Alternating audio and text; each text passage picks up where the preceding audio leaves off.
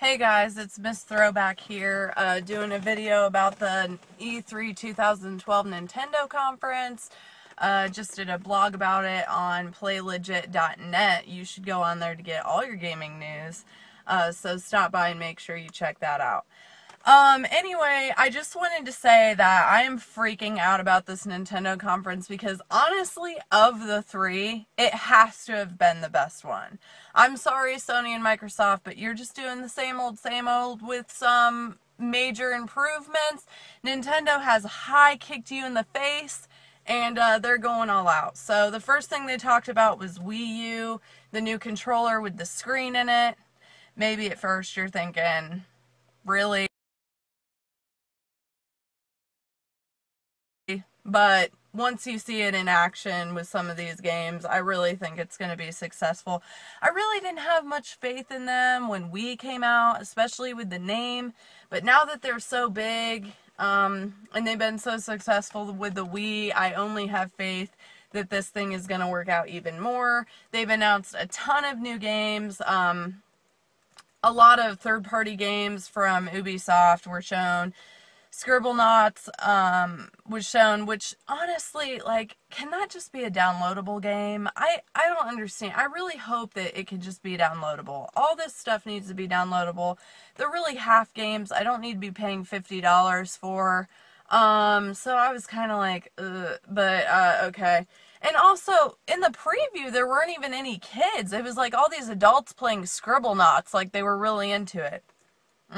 Yeah, that's what I really care about. Anyway, moving on to the awesome games. Of course, you have your Mario Brothers U, your new Super Mario Brothers U, which looks absolutely amazing, and Pikmin 3.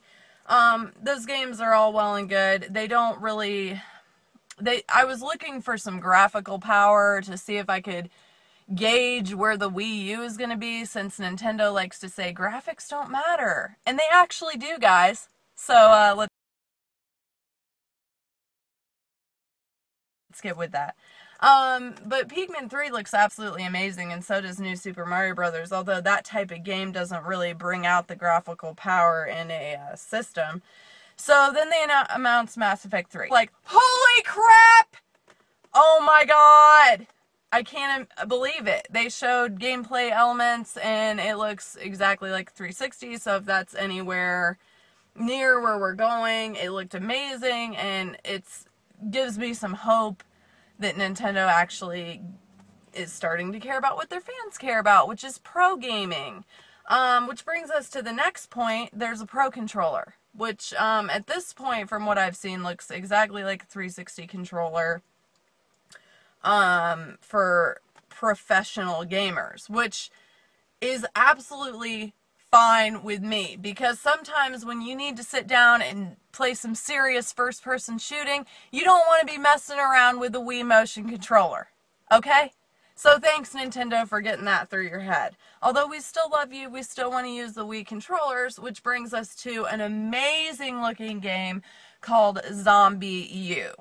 So this game uses the interactivity of the Wii U Remote to basically, you hold it up in front of you like this in the screen. It gives you a bird's eye view of sniper shots, of night vision. It gives you your menu, your weapons menu, your interactive map. It looks absolutely incredible, not to mention the visuals of the game look stunning. I cannot wait for that game. I'm completely excited. And it's a brand new game, so you can't go wrong. Unfortunately, at the end of it, they did this thing where they took a quick picture of Reggie Fils-Aimé's face and turned it into a zombie, which would have been really awesome if it actually worked. But it actually just looked like his face was falling off. It wasn't scary at all, and the guy kept saying, "I'm scared," and I'm thinking, okay. But anyways, besides all that, they really didn't go over much DS stuff. I guess they're doing DS stuff tomorrow, which is understandable because they announced a new console.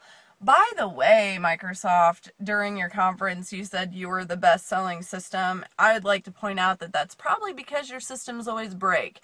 So next time you come out with a console, you might want to work on that. makes.